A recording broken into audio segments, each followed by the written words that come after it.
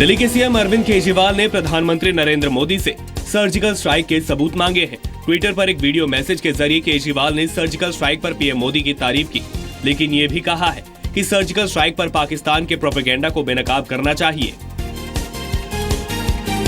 Supreme court ने दिल्ली के स्वास्थ्य मंत्री सत्येंद्र जैन पर 25,000 रुपए का जुर्माना लगाया है। एससी ने उन अधिकारियों के नाम मांगे थे जिन पर दिल्ली सरकार की तरफ से सत्येंद्र जैन ने डेंगू और चिकनगुनिया के खिलाफ अभियान में सहयोग नहीं करने का आरोप लगाया था। कोर्ट ने सत्येंद्र जैन को मंगलवार तक एफिडेविट देने को कहा था, लेकिन सोमवार को सत्येंद्र जैन के वकील ने कोर्ट से 24 घंटे का और वक्त मांगा। इस बात पर कोर्ट ने सत्येंद्र जैन को फटकार भी लगाई। दिल्ली की जवाहरलाल नेहरू यूनिवर्सिटी में साल 2015-16 में यौन उत्पीड़न की सबसे ज्यादा 42 शिकायतें दर्ज कराई गयी। इनमें से 3 वापस ले ली गई थी। यूनिवर्सिटी की gender sensitisation committee against sexual harassment की रिपोर्ट के मुताबिक यह आंकड़ा पिछले वर्षों की तुलना में ज्यादा है। दिसंबर 2015 में तत्कालीन एचआरडी मिनिस्टर स्मृति ईरानी ने भी संसद में कहा था कि पिछले 2 वर्षों में विश्वविद्यालय प्रशासन को यौन शोषण की सबसे ज्यादा शिकायतें मिली हैं। सुप्रीम कोर्ट ने 2002 के नीतीश कटारा मर्डर केस के दोषियों की सजा घटा दी है। कोर्ट ने विकास यादव की सजा 30 साल से घटाकर 25 साल और सुखदेव पहलवान की सजा 25 से घटाकर 20 साल कर दी है। नीतीश कटारा विकास और विशाल की बहन का दोस्त था। इसी वजह से दोनों ने किडनैप करके उसकी हत्या कर दी थी। नीतीश की मां ने कोर्ट के फैसले पर निराशा जताई है। यहाँ मुझे अभी नहीं समझ में आया कि सुप्रीम कोर्ट ने डेथ या लाइफ फॉर लाइफ क्यों नहीं दिया।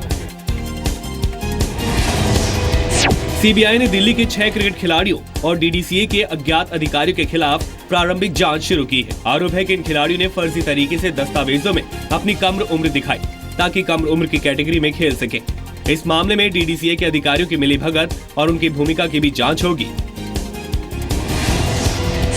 दिल्ली के खारी बावली इलाके के गडोदिया मार्केट में निर्माणाधीन 2 मंजिला इमारत भरभरा कर नीचे गिर गई। बताया जा रहा है कि इमारत 2 मंजिल तक बन गई थी और तीसरी मंजिल बनाने की तैयारी चल रही थी। हादसे के बाद मलबे में फंसे 5 मजदूरों को बाहर निकाला जा चुका है, जिन्हें पास के अस्पताल में भर्ती करवाया गया है, लेकिन 3 मजदूरों के अंदर फंसे होने की आशंका जताई जा रही है। मुंबई और उसके आसपास में समुद्री सुरक्षा और कड़ी कर दी गई है। सेना और कोस्ट गार्ड के जवान हर गतिविधि पर लगातार नजर बनाए हुए हैं। पाकिस्तान के कराची पोर्ट से 2 संदिग्ध बोटों के निकलने और उनके मुंबई या गुजरात की तरफ आने की खबरों के बाद ये फैसला लिया गया है।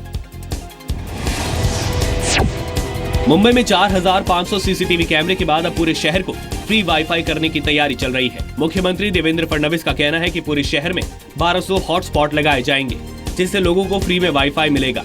मुख्यमंत्री का कहना है कि नवंबर महीने से 500 हॉटस्पॉट के जरिए कुछ स्थानों पर लोगों को यह सुविधा मिलनी शुरू हो जाएगी। बीएमसी चुनाव के लिए वार्डों में आरक्षण को लेकर लॉटरी निकाली गई।